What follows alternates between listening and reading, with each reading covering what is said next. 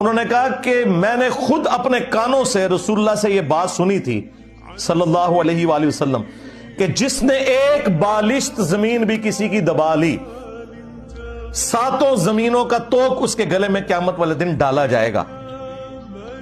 تو کیا میں رسول اللہ سے یہ بات سن کر بھی کر سکتا ہوں ایسا کام کہ میں کسی کی زمین دبا لوں؟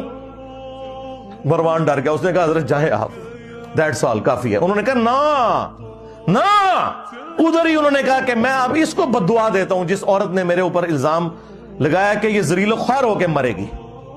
کچھ عرصے بعد وہ پاگل ہو گئی اور وہ اس کو کوئی اپنی ہوش نہیں ہوتی تھی، کس جگہ پہ وہ پیشاب کر رہی ہے، کہاں پہ وہ برنا پھر رہی ہے، اور کہتی تھی مجھے سعید کی بددعا لگی، اور ایک دن وہ اپنی سرزمین کے اندر ایک کنویں میں گری اور وہی اس کی قبر بن گئی۔